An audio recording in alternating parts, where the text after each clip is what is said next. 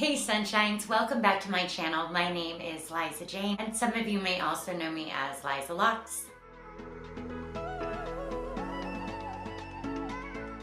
You guys, I was out of cream this morning. We had some fancy sweet cream that somebody gave us. It was not good. I'm grateful that somebody thought of me and gave me cream, but I'd rather have a Diet Coke. I'd rather go to the store and get some more cream, but we are going to do this first, so forgive me if I'm a little bit out of it. I haven't had my coffee, and you know how I am about my coffee. Today we are going to talk about brand new babies. I have done a video about before you get dreadlocks, so if you have not watched that video, I highly recommend you going there now. I will put the link above and below, but it is a great video to prepare yourself before you get dreadlocks, and that is not what I'm going to be talking about in this video. This video is specifically right after you get your dreadlocks and what you need to know. I'd like to start out by saying that everybody's experience is going to be different, and especially your experience will be different from somebody free-forming, somebody that went to a loctician, somebody that did them at home. Everybody's situation is going to be different. So I'm going to speak in general about your first moments with dreadlocks. I hope this video gives you the confidence that yes, you did it right. Yes, you need to take some deep breaths, and you are going to need some patience, because that's what this journey is really about, or at least a big portion of it, is learning patience. I strongly encourage you to join an online community. There are so many on Facebook. Look at people's timelines. What did they look like that first week, the second week, the third week? Find those progression photos so that you don't have unrealistic expectations. It's very easy to see somebody with 2-year-old locks and say, I want that. And yet that is unattainable at the beginning because they didn't have that at a week old, 2 weeks old. So you have to realize that it will take time. And actually, dreadlocks aren't really formed, I believe, till about 18 months to 2.5 years do they really start maturing. Before that, it's just locks that we have made and chained up together, and eventually they form and they create a dreadlock, but that takes a lot of time. You may have roots that are a little bit loose. You may notice that you are fuzzy. I know that for me, when I first had them, I got in the shower because I had done my research. I knew that it was okay to take a shower immediately. That is my opinion. If your dread maker tells you something different, listen to them. They are who you paid. I'm saying my opinion is wash right away. And I did that, and I wasn't expecting my locks to feel like felt. They actually felt really, really flat. And so it shocked me, and I wasn't ready for that. So let's talk about a few things to expect. Your head will be itchy after you get dreadlocks. It will be sore. You will feel tender. You may want to prepare with some Tylenol. Sleeping those first couple days is going to be hard. I highly recommend a satin pillowcase. I think it is great when you have babies. It's gonna keep the fuzz down a little bit. Now remember, everyone has fuzz, and everyone always says, when does it go away? It never goes away. You have to understand that you will have fuzz forever. It does get better in time as they mature, but I also think we relax more in time about the fuzz. Just consider it your new halo and be okay with it. Check out my video, Soft Dreadlocks, because on there I've listed the sprays that I like to whip up so that I have them on hand. And I think it's really important to be able to soothe your scalp right from the beginning. Take the itch away, take the stress, the tension away off your scalp, and those sprays will help. Know that the itch does go away in time. Make sure you're using a good shampoo. Make sure you've done your research. Find something that works for you.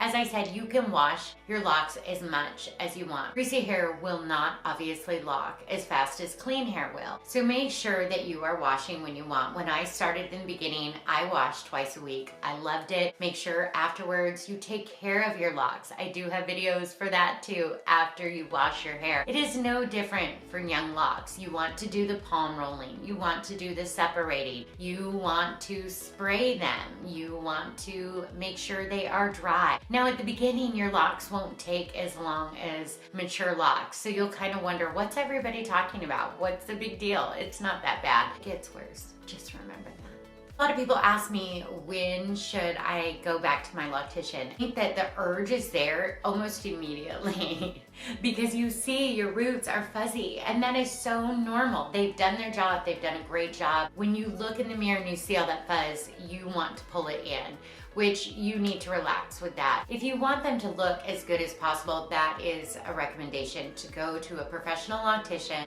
every 2 months and get them maintained. If you're doing them at home, I think the urge is to always get out the needle. And the problem with that is you can work your locks too much. And it is not a good habit to get into that every time you see a hair out of place, you try to pull it in. I just think it causes weak problems. You can do it once a month and maintain your locks, but I think the problem gets into when you go crazy on it and you're constantly worried about the fuzz. They're just not going to be perfect. They're not.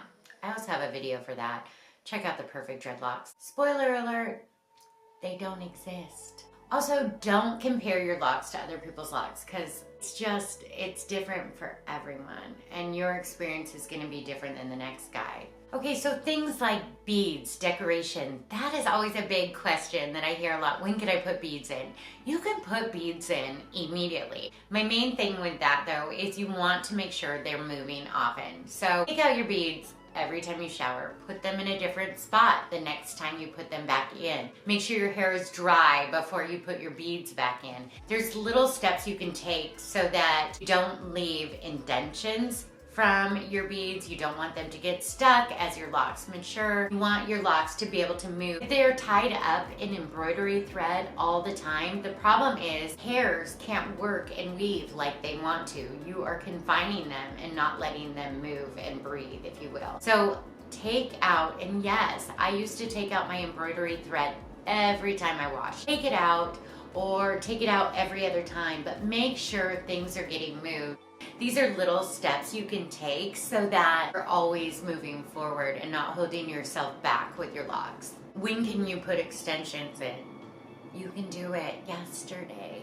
You can do them as soon as you want. I did them 3 days after I started. It was kind of awesome because I feel like everything matured together. And I didn't have that same connection with my second set of locks as I did that first one because I really feel like they grew together.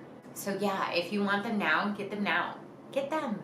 Okay, my opinion on salt spray. So I did use it in the beginning. I tried it after I'd washed my hair and it was the grossest feeling I've ever felt in my locks. Like, I did not like it at all. So I decided that if it was supposed to be so great that I was going to start using it before I showered. So I would spray it in my hair about a half an hour before I washed my hair. And that seemed to work okay. My opinion is, I don't really like locking sprays and gels. I don't really think they do anything. I think that if you live next to the ocean, yeah, go in the ocean. But to actually go out and purchase something or make something that has the salt in it, and not my preference. Everyone's different, everybody has an opinion, but to me, it is very drying to my type of hair. I have very fine, thin hair. I have a lot of it, but it is very fine and thin, and it does really nasty things to my hair. So, do not recommend that. A lot of people ask about when they can start putting their hair up and doing things. You can do it immediately. My warning is make sure they are not too tight. Make sure you don't do the same style every day because you will create weak spots, indentions.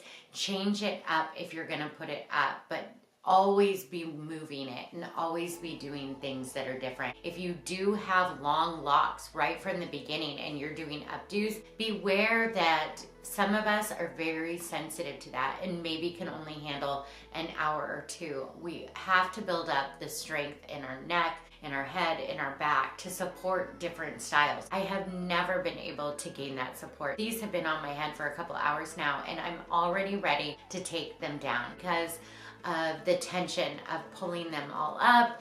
The beads are a little bit heavy inside them. It's just good, I believe, to always be moving your hair. I guess I just remember at the beginning just being so nervous that I had done it wrong, and I did go at the 2-month mark to a wonderful optician, and she said, "You did everything right. It's great. You did a great job." She helped me clean up some sections that I had done, and she fixed some extensions that were a little too loose at the joints. This is stuff that in time I would have learned. Doing my own extensions, yes, I had weak spots. That is getting the hang of it. That is, learning the crochet hook. We all can't just do these things immediately. So be patient with yourself, be kind to yourself. Allow yourself to understand that it's okay. All that you're going through is okay. Be prepared that people are gonna look at you funny. People are going to ask you so many questions about your dreadlocks. If you wash them, and how do you wash them? And remember that they're just being curious. Yeah, just be prepared for the looks, because you will get them.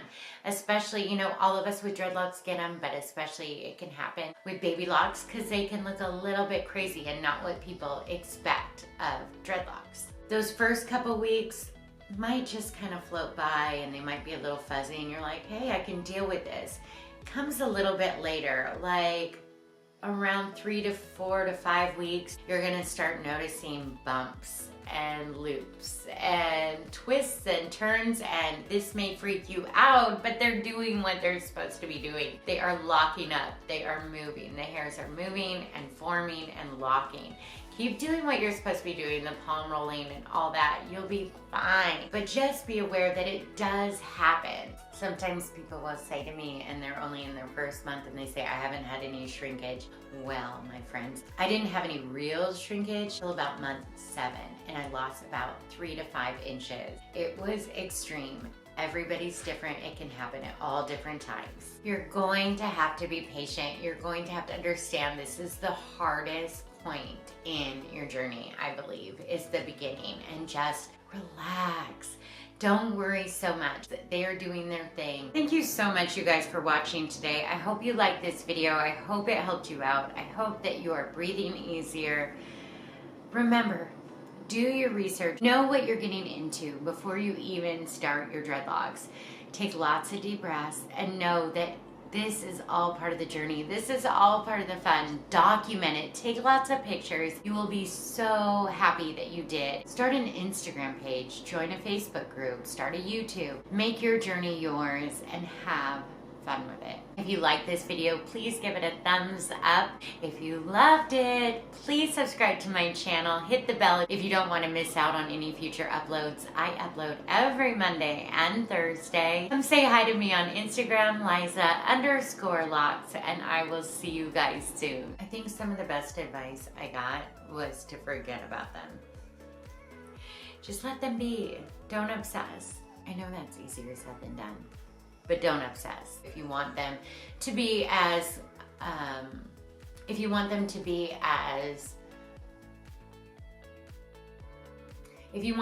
appear, if you want them to be upkept, if you want them to be, what's the word I'm looking for?